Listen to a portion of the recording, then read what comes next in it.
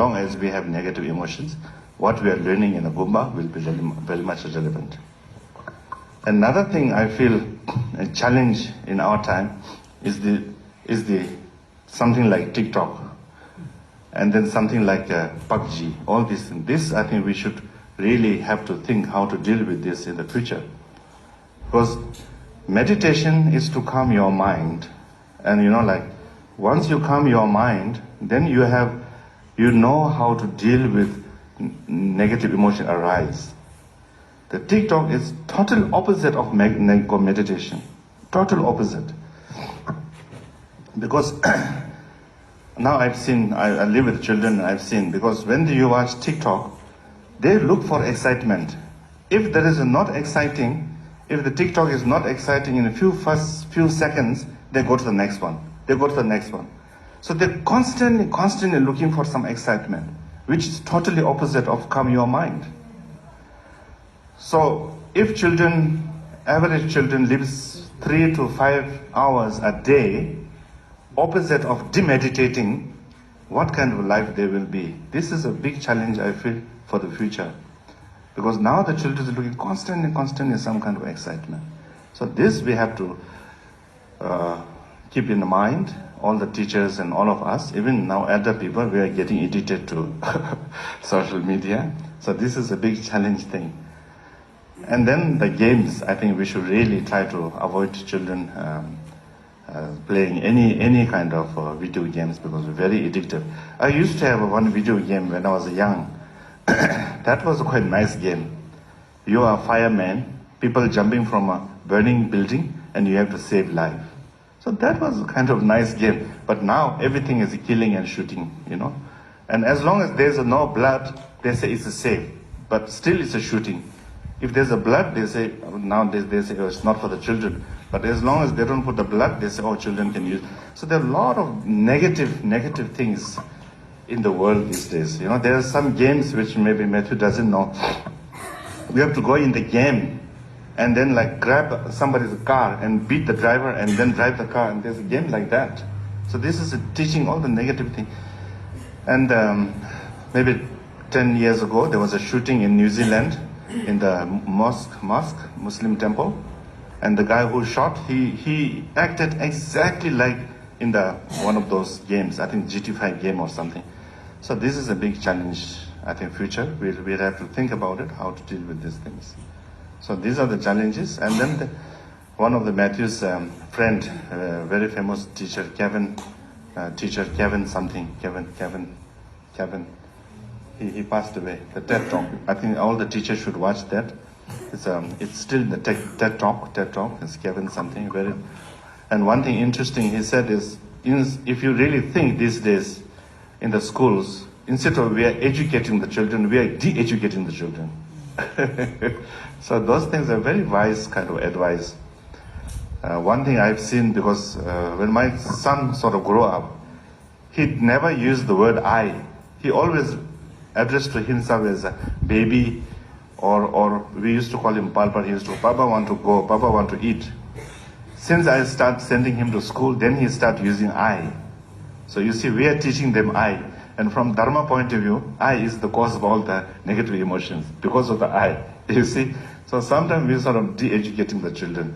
So these things we have to think how to really, because now they are like the future. So children really learn from the book also, but example of the teachers. They learn from that also. So those things I think, I'm sure you already know, but I just felt like sharing with you. Another thing in front of a scientist is, if I share, that's my understanding of science, non-scientist understanding of science. Like Metula, when he went to West, did a lot of experiment with the scientists. So I went also maybe more than 20 years ago, not as a great meditator, but just kind of trip to America for free. So I went with Matthew, and I did also join the participating. That's the beginning of this mind and life. So I'm sure there are a lot of deep understanding and all that, but there's one thing what I really found is very useful for us to understand, is that our brain our brain has different functions. In the front side of the brain, I'm this amateur science talk, so I cannot use all the terminology. The brain part of the front part of the brain is more of recent memories. Back side of the brain is more of the past memories.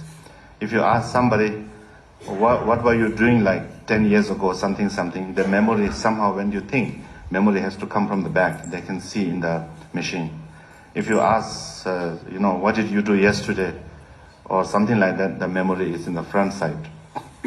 And then the left side of the brain is more positive thinking, love, rejoice, kind of more active. Right side of the brain is more active when you're angry or agitated. And people in the war zone, their right side of the brain is more active. And this also makes sense because Buddha says we are supposed to sleep on the right side in order to overcome the negative emotions. So that's very much connected to science.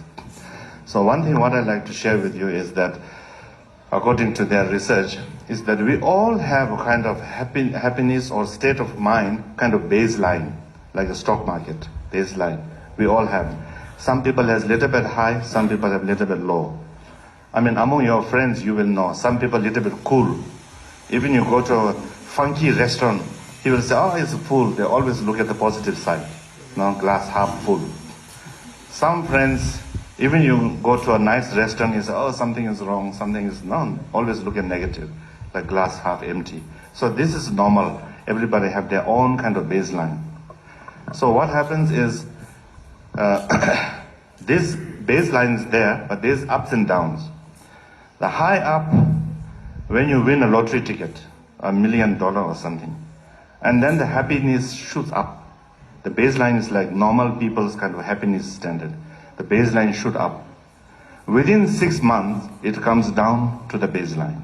The baseline is always there. Love at the first sight, when boy and girl fell in love, it shoots up. After 6 months comes down. After marriage, sometimes goes below. That is a scientific fact, not my making it. So this goes up, and then sometime if your immediate family dies or something bad happens, goes down. Within 6 months comes up. So the baseline is always there. So by using the meditation technique, like meditating on love and compassion, or 4 boundaries love, meditating, the baseline goes up. The baseline goes up. And I think this is a very interesting, and that's also not very long, like 3 months, 6 months meditation, not like that.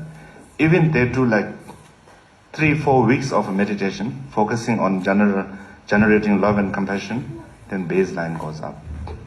So that is tangible. You can read in the book Science Studies, and you can see in the machine. That's very helpful. And this, I think, why many Westerners, Europeans, educated people attract to Buddha Dharma is because the technique that we're using in Buddha Dharma, it's really like kind of teaches how to deal with your mind, how to become, the baseline goes up, you can become more happier.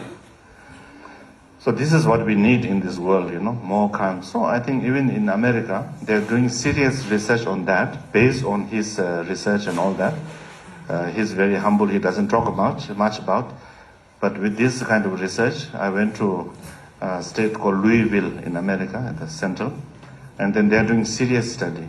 They have 2 schools, public school, mostly African Americans, because they are coming from the poor background. One school, they teach meditation twice a week. It's called, they don't want to call it religion, because religion is very dangerous to a secular school. So they use this Buddhist technique, they call it something compassion.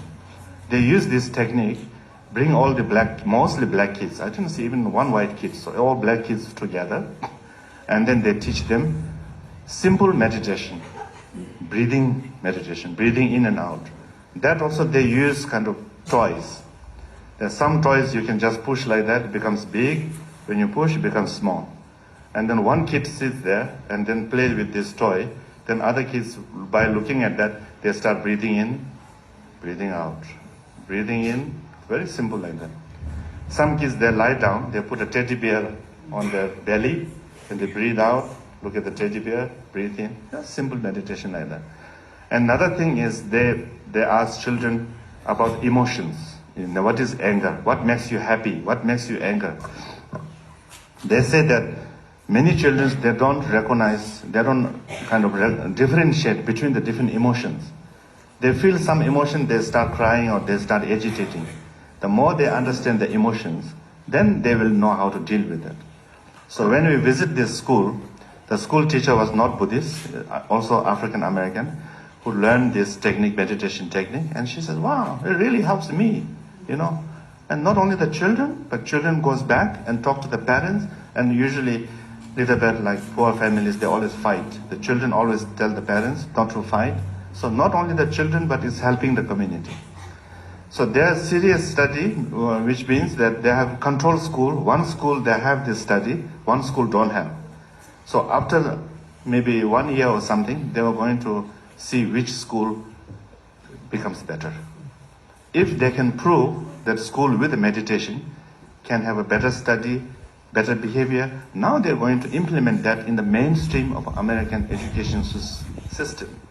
And it is just this French monk here, with his contribution. I feel Khyentse Rinpoche's blessing through him.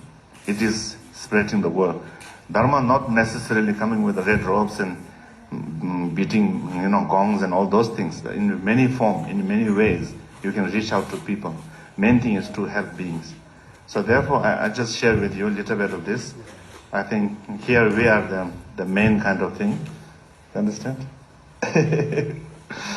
Yeah, so I think this is quite interesting, And they say it's a very serious project in America. There's something like $60 million budget they have for that kind of curriculum. So actually we are the source of this idea, So I think in the future, if also teachers can learn a little bit about this technique and all that. And then Americans are very good at kind of making kind of system. We have the idea, but we don't have a system, isn't it?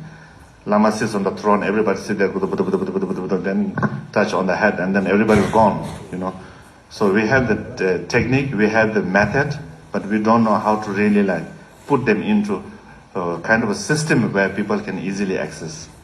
So this is, I just felt like sharing with you, and thank you very much today with you all. And I would like to thank you very much for your good work.